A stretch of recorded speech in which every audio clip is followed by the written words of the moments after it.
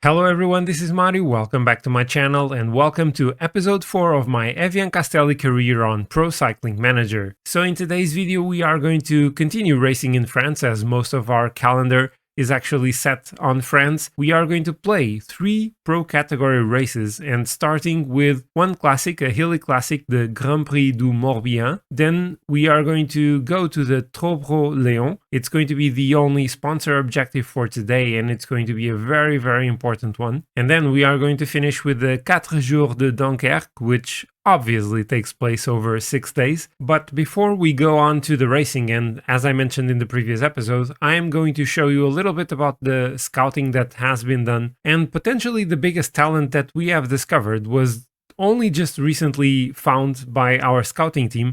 And this is actually a real rider. Hugo is a 17-year-old with already 67 hill stat. Another real-life rider that we found is Titouan Fontaine. And this rider not only has a very decent potential, and he's only 17 years old, he is coming from Rhône-Alpes, which is basically the region where Evian-Castelli is set. The rider with the biggest potential that we have discovered so far is Antoine Martin. He is a very talented climber already, not a lot of recovery, and his time trialing skills are pretty weak, so he's definitely not going to win the Tour de France. And as we are already in May, we have now begun preparing the dossiers for the transfers for the next season. We've had our first set of 30 points, and I decided to use them in one of the riders of the team, Simone Ravanelli. Not that he has a lot of potential, he's already 27 years old, but he has been bringing some good results and some fun races for the team, so I decided I want to keep him. And other than that, I put 12 points on Rémi Rochas. If he comes to the team, he is definitely going to become the leader in the mountain for the team. His time trialing skills are not amazing, but he is definitely going to be our leader. He's also coming from Rhône-Alpes,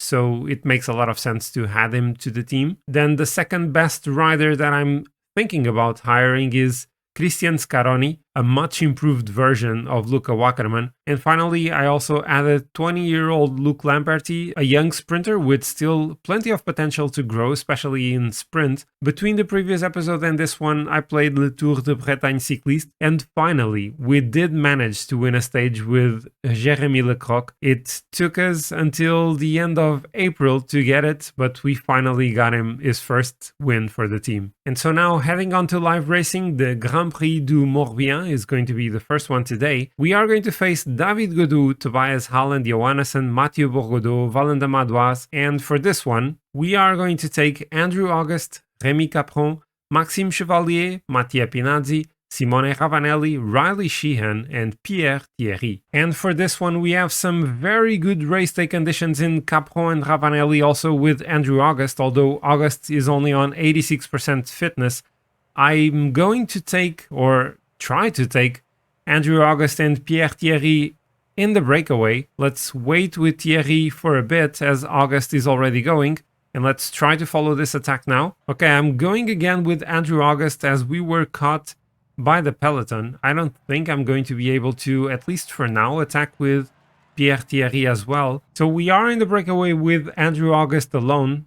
Pierre Thierry didn't make it. I didn't really try to attack with him. Still with 140 kilometers to go, it doesn't seem like the peloton is willing to give these riders a lot of room. And so with roughly 40 kilometers left in the race, we are now on a shorter lap. We have completed 5 or 6 times the previous lap, which had the main climb and a smaller one. 1 minute only separating the breakaway and the peloton. I do not think these riders are going to win it. We are having a few attacks. Tobias Haaland, Johannessen, Bourgodeau, and Romain Grégoire attacked.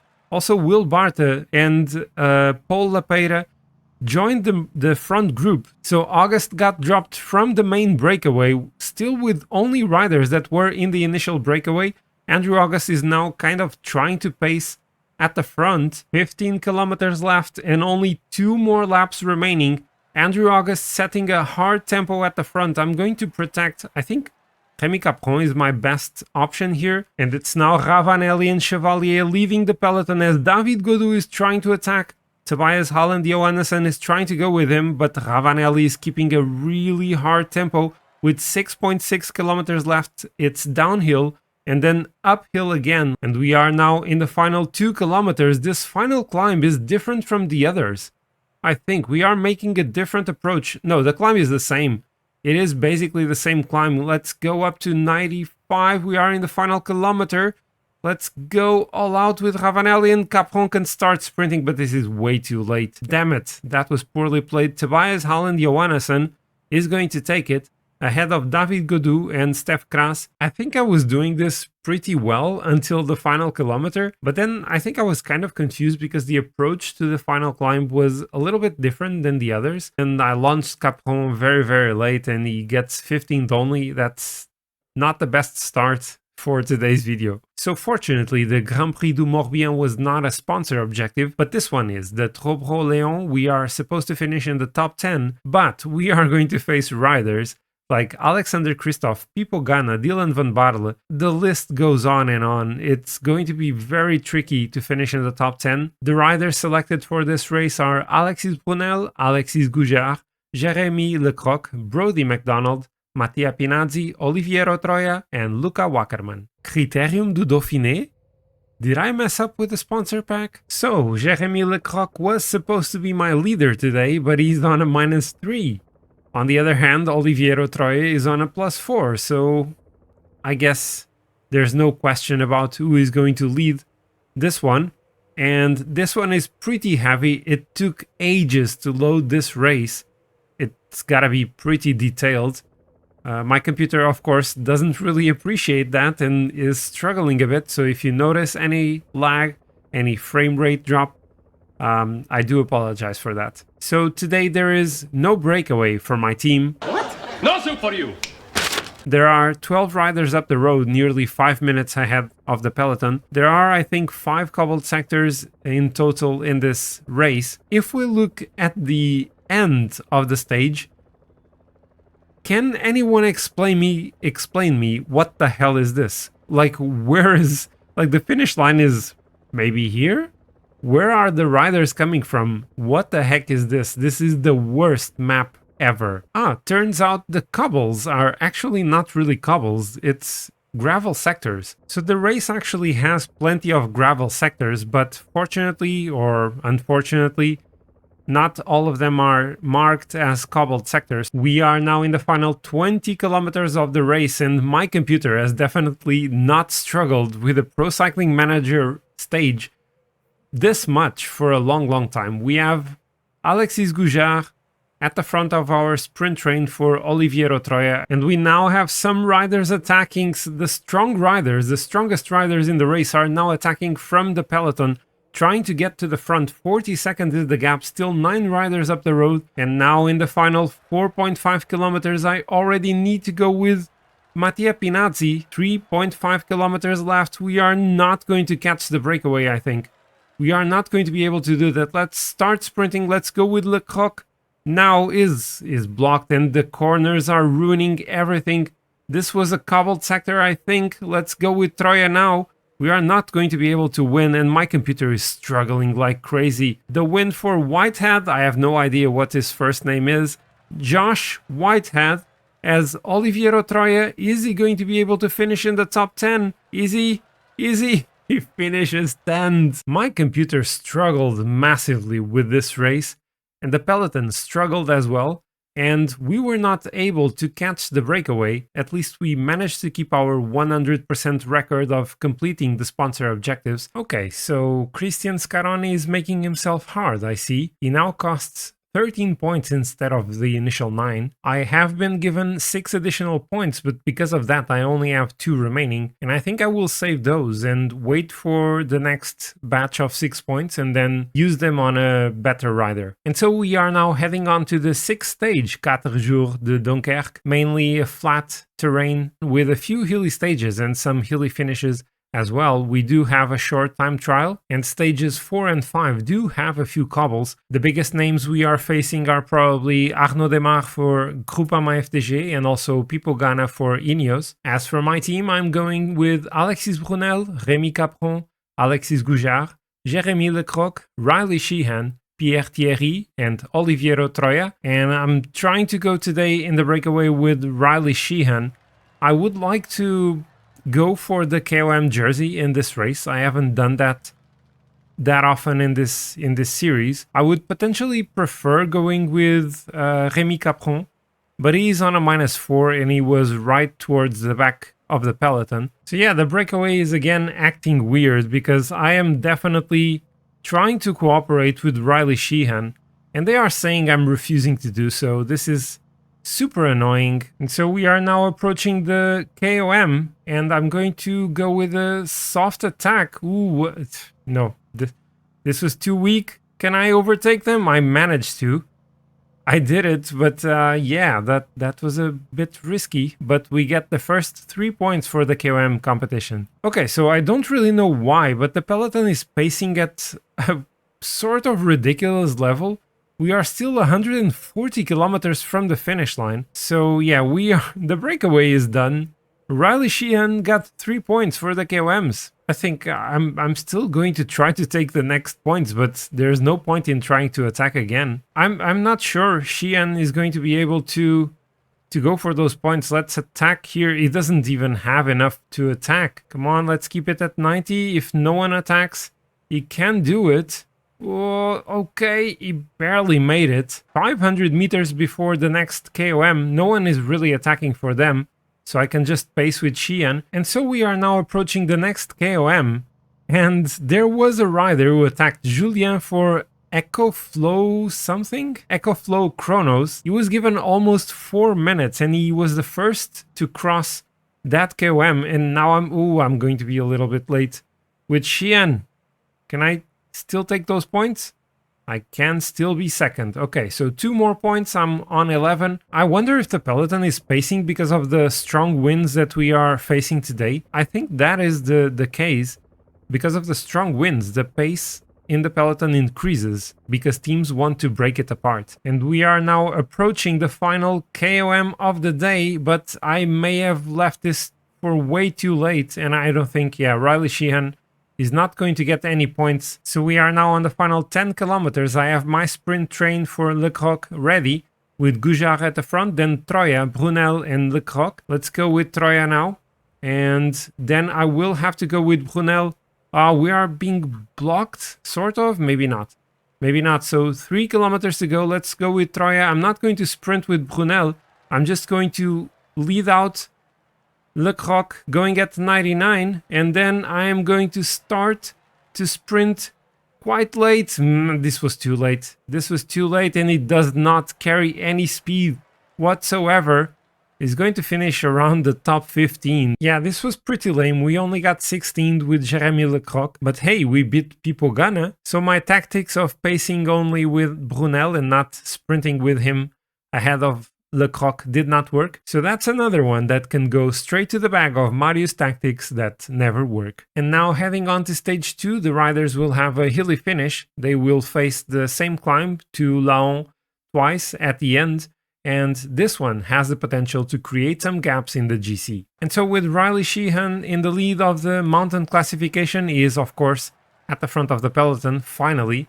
Unfortunately, is on a -2 race day condition today. So today Riley Sheehan has 3 breakaway companions. Okay, so I'm attacking maybe too early for the KOM. I completely misread this.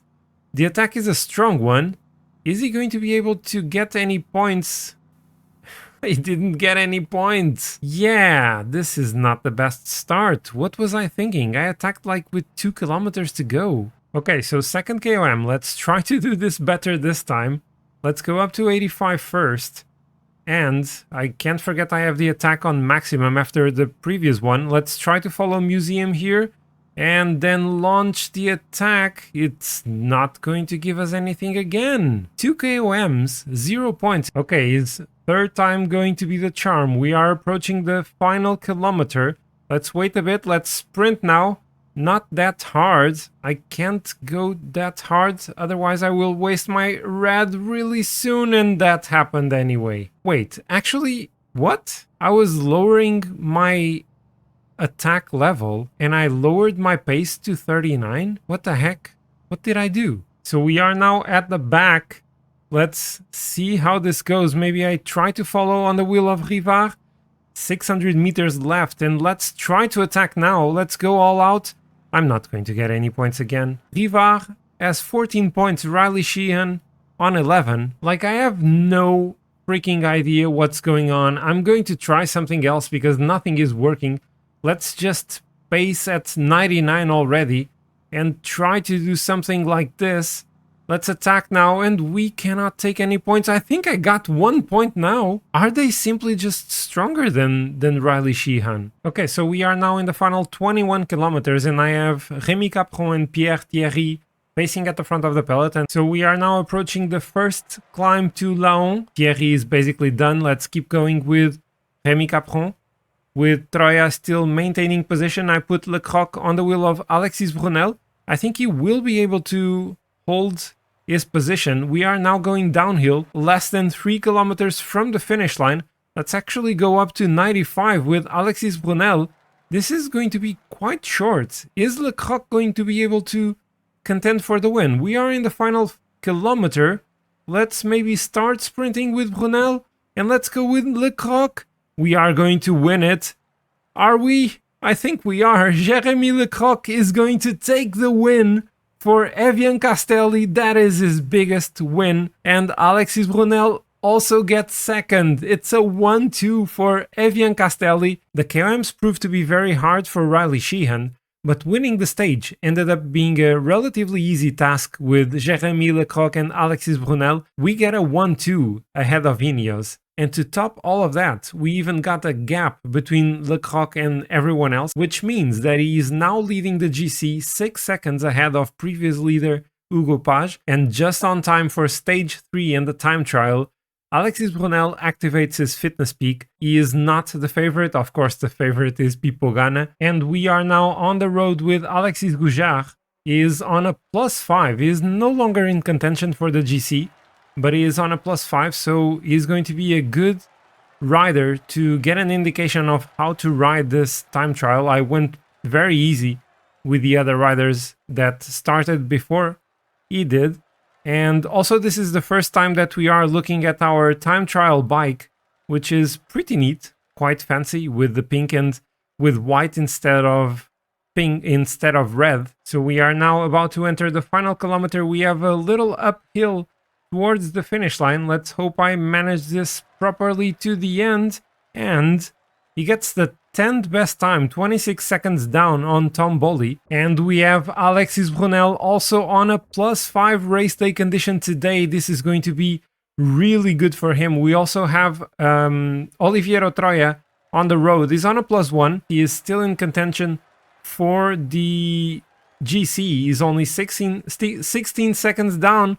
But I totally mismanaged him, and he had so much left at the end because I got distracted with my 2 other riders. But yeah, let's focus on Alexis Brunel and Jérémy Le Croc. So we are now in the small uphill section with Jérémy Le Croc, and he's going to get past the intermediate checkpoint, and he's losing 53 seconds in that one. Alexis Brunel was only 15 seconds down, which is pretty good. Yeah, I'm not sure I'm managing this properly, and I'm not going to do this the way I should. He loses 27 seconds. Yeah, that was not great. So Le Croc is now going up. Let's go up to 99 again. I mismanaged this very badly. He loses 148, which anyway, you would not, even if I managed that properly, you would not get a good result. Pipo Ganna takes the stage. This was so poorly played. Alexis Brunel was 4th, 28 seconds down on Pipo Ganna. And Ganna, of course, takes the lead in the GC. Alexis Brunel drops down to 4th. Could I have done much better with Alexis Brunel in managing his energy? For sure. Would it be enough to get the win? Not in a million years. I think at best we could have maybe done like 8 seconds better or so. Stage 4 is surely not going to be the day when Alexis Brunel takes some bonus seconds. He is surely not going to finish in the podium in the final sprint. Right, this is perfect. We have Jérémy Le Croc going for the stage win today on a +5, and Alexis Brunel trying to keep his position in the GC also on a +5. We have some cobbles today. I could go on the breakaway with Riley Sheehan, but only 2 KOMs today, and the next one is going to have plenty of them. Cobbles and rain. Is there a more treacherous combo in cycling? I certainly don't think there is. We are well positioned with our riders. We have currently Cofidis leading the peloton with, of course, INEOS as well. We are now 40 kilometers from the finish line, about 2 minutes behind the breakaway riders, and all the cobbles we had for today have been left behind. They didn't cause any issues, and with the peloton 45 seconds behind the breakaway trio and with about 14 kilometers left, we have assembled our sprint train led by Pierre Thierry. Is not really doing a great job at keeping us at the front. Maybe I need to switch to Rémi Capron. And as Cofidis pulls at the front of the peloton, the breakaway has been caught. Let's go up to 95 with Pierre Thierry. With 3 kilometers to go, it's time for Jours to get in the front. And we will launch the sprint with him at this point. Is not a strong sprinter. Let's go with Troya now.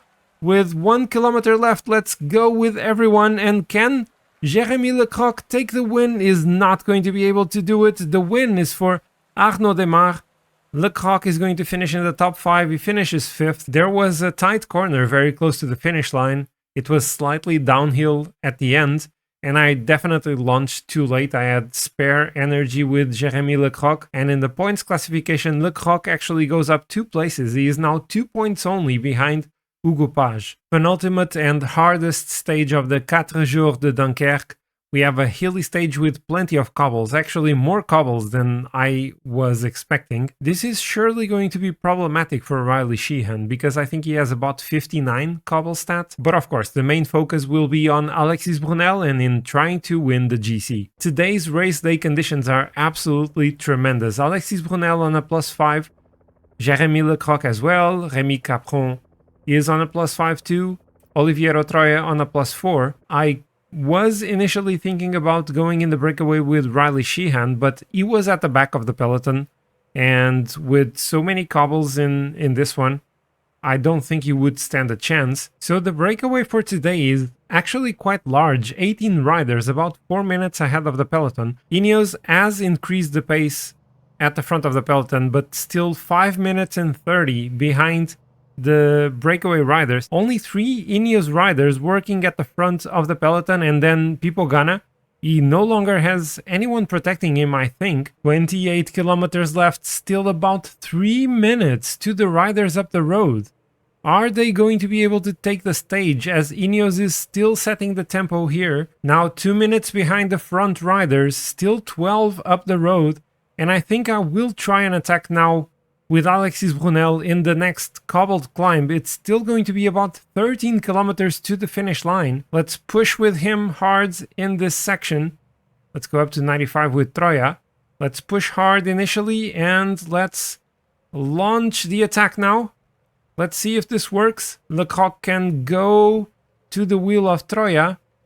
Let's see how this works. We are now at the front of the race. Well, actually not at the front, but we are in a group with 3 other riders. I'm not sure if they are going to work with us, about 30 seconds ahead of the peloton. And it is Groupama FDG who are chasing. It's not INEOS. I was hoping for INEOS to be the one spacing. Should I try to attack again? Let's try it once more. I'm not pressing Q. I missed Q. Okay, Brunel is on the attack again. This is a strong attack, but it's not going to be enough. We are getting closer and closer to the riders up the road. Let's up this to 99. Let's go all in with Alexis Brunel. We are about 20 seconds ahead of the peloton. Come on, guys. Oh, they stopped. They stopped pacing. I cannot freaking believe this. 2.5 kilometers left. This way we are going to be caught by the peloton. This is such a shame. We are in a good position, but Romain Grégoire is on our wheel. We are still ahead. We are still ahead. Rob Stannard is going to take it. Can we sprint to the line in the final 700 meters?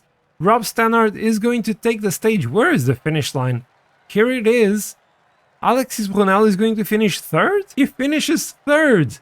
And we take time and bonus seconds. Can we take the win? This was a really exciting and fun stage to play. We take 16 seconds on the road on Ganna plus 4 of bonus seconds. Unfortunately, we were 22 seconds behind and we are now 2 seconds from the lead of Ganna in the GC. And this also means that we take the lead of the points classification with Alexis Brunel 6 points ahead of Ganna. So this is going to be the plan for today. I will try to initially control the formation of the breakaway, and I'm going to try to win the first intermediate sprint with Alexis Brunel, take those 3 seconds of bonus, and get the lead in the GC. This stage literally took me 6 minutes to load. It's going to be a pain for my computer. I hope I can also make it a pain for the riders trying to go in the breakaway. So my goal is to not allow those riders to escape. We are so far doing a relatively competent job in controlling the breakaway. There have been several attacks. We are having another one. There is one rider up the road, Coleman, with 8 kilometers to the intermediate sprint. I need to catch that guy. I'm not sure this is going to work. Let's go up to 99 with Alexis Gougeard. We are not going to catch the rider up the road. Can we at least take something out of this? Oh, we're not going to take anything. The others are sprinting. Can I take at least 1 second? I don't think I did. So we have another chance in 5 kilometers. Let's put Gougeard now with Brunel on his wheel. Thierry and Capron are done. I hope this works. Come on, make it work. You guys are not going for anything. Come on, we are not getting to Coleman. We're not gonna get to him. Let's go, Brunel. Let's sprint for something. He's not gonna take it. He's getting 1 second probably. He takes 1 second, he's still 1 short. Yeah, and now multiple riders are attacking and I don't have the energy to control the stage. So I think INEOS is going to be the one to pace. They are not going to be interested in catching that breakaway. So we are about 25 kilometers from the finish line and we have a group of 7 riders, 1.5 minutes ahead of the peloton. I need to keep my position right at the front of the peloton because this final circuit is pretty tight and with a lot of sharp corners. And with about 11.5 kilometers left, we are still 1 minute and 20 behind the breakaway group. Still a minute behind and now needing to have Alexis Brunel pacing for Jérémy Lecroc. I hope I don't blow him too early because otherwise he will lose his position in the GC. I don't even think we are going to be able to contend for the stage. Let's go all out. I mean, let's start sprinting with Brunel. We are not going to be able to get anything out of this. Let's go with Troya. We are completely blocked. There's no way we are going to take this, and the breakaway is going to win the stage. The win is for Samuel Leroux. Wow, that was unexpected. Jérémy Lecroc gets nothing out of this anyway. So much work to control the breakaway at the beginning of the stage that the second breakaway ended up taking the stage. And so by 1 second, Ganna takes the GC of the Quatre Jours de Dunkerque. Alexis Brunel with a very respectable second place. Nicolas Rivard ends up taking the mountain classification. Riley Sheehan was only third. He doesn't take the GC, but he does win the points classification. Alexis Brunel with 32 points, 5 ahead of Hugo Page. And if that was not enough, he also takes the Young Riders jersey. In the end, it was definitely the time trial, the speciality of Ganna, that gave him the win, so I'm not going to complain about this second place. And so that is going to be all for today. In the next one, we are finally going to face some really tough climbing. We are going to start with a sponsor objective in the Mercantour Classique Alpes-Maritimes. Then we head on to the Mont Ventoux Challenge, and we are going to finish with La Route d'Occitanie. So I hope you have enjoyed this one. We got a few decent results and finally some stage wins with Jérémy Lecroc. If you have enjoyed it, don't forget to hit the like button and leave me a comment down below. Tell me what you thought about what I did today. If you are new to the channel, you are more than welcome to subscribe to it so that you don't miss future episodes. And finally, as usual, stay safe. Stay positive. Until next time, goodbye.